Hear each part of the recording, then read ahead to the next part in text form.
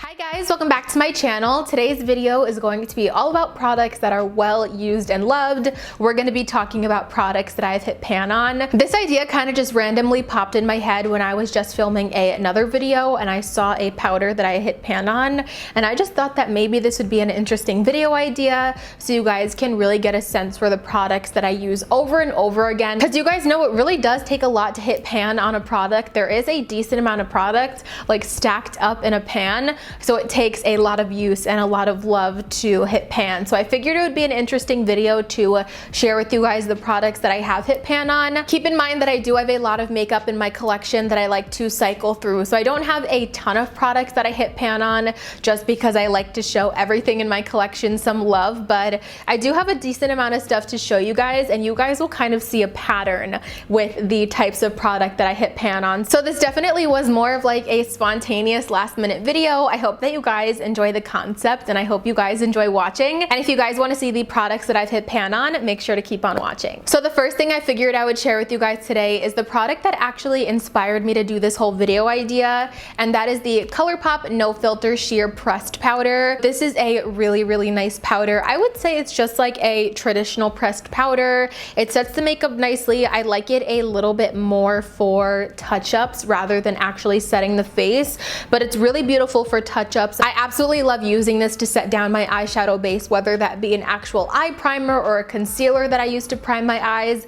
I absolutely love using this ColourPop Sheer Pressed Powder to do that. There's just something about the formula of this powder that gives the most smooth base to my eyeshadows. My eyeshadows blend so smoothly on top of it, and I also do have very oily eyelids, and I find that my oils do not break through the combination of a concealer and this powder. This powder has been my go-to for so long for setting my eyes as well as doing touch-ups like I mentioned. So I have mine in the shade Light. This is a very affordable powder. I believe it's like $6 or $7 on colourpop.com. Maybe you could get it at Ulta. I'm not exactly sure, but I've definitely hit pan on this. You guys can see the actual pan in the middle and then how low the powder around it is getting, because I'm definitely gonna work my way through this powder. It is so great. I really love this. One thing that I find that I go through very quickly is highlighter. I have hit pan on two of my favorite highlighters so far. The first one being Ofra's Rodeo Drive. This is in the older packaging. I feel like you wouldn't think highlighter is a thing that I go through a lot of because I have so much highlighter in my collection, and highlighter is something that I don't want to say less is more because I like to use a lot of highlighter, but you can use a little bit of it to get the really intense effect that at least I want, if that makes any sense. But I've gone through a lot of this Ofra highlighter. It is just that good. I have had this though for maybe 3 years now, maybe even more than that, so I've had it for a while. I do want to try to work my way through this. I know it's not great to hang on to certain products for a really long time.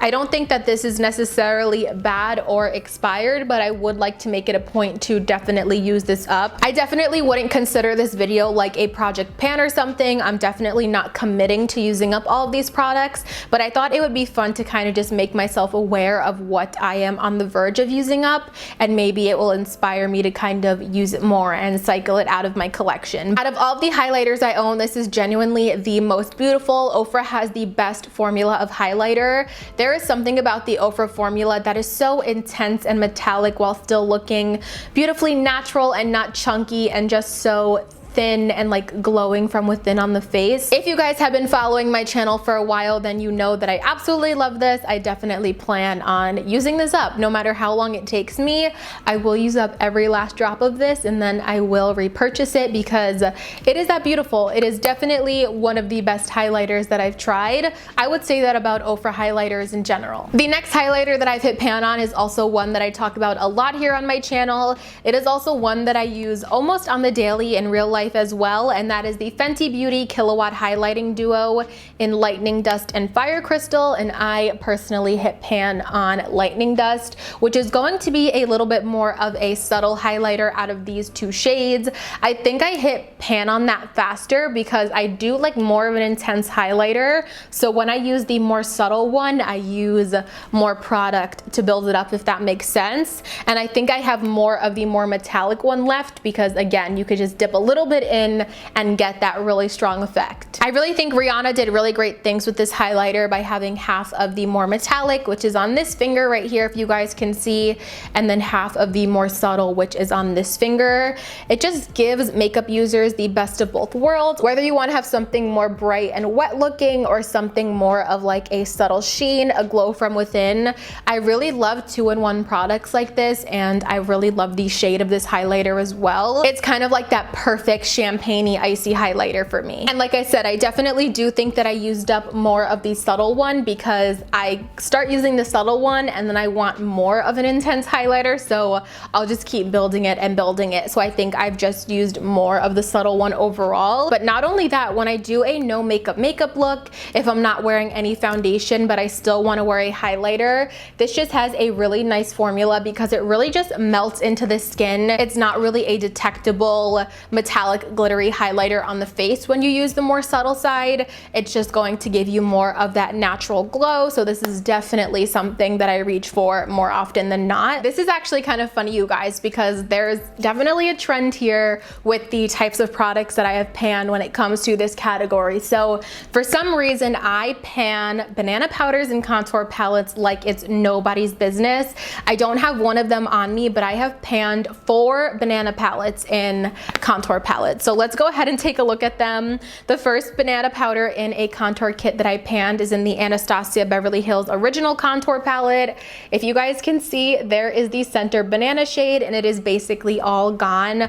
I am such a sucker for a good banana shade for setting my lids, for carving out my contour, brightening certain spots on my face. I just think a really nice and soft banana powder is such a staple, at least for me in my makeup collection and my makeup routine. I've always preferred a pressed banana powder like this opposed to a loose banana setting powder. I've just always loved them. I use them for so many different things in my routine like I've mentioned, and I go through them like water. So this one is in the Anastasia Beverly Hills Contour Palette. It has a really nice formula. I wouldn't say it's the most intensely pigmented banana powder. It's going to be a little bit more sheer, but I still did really like it. It got the job done. The next banana powder that I hit pan on is in the Wet n Wild Mega Glow Contouring Duo in Caramel Toffee. I hit major pan on this banana powder as well. I have to say, out of all of the banana powders and contour palettes that I have tried, or just banana powders in general, this one is going to be the most affordable, but to me it is also my favorite.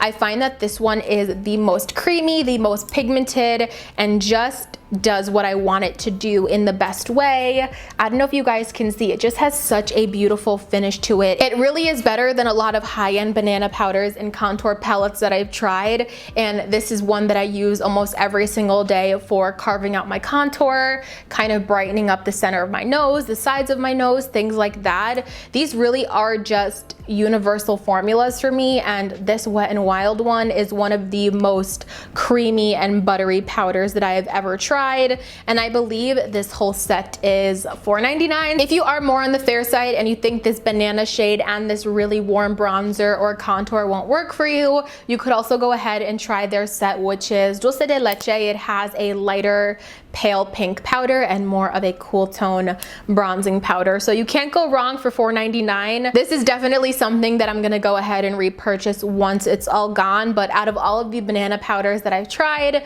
that I'm mentioning today, that I'm not mentioning today, this is hands down the best, most pigmented buttery one.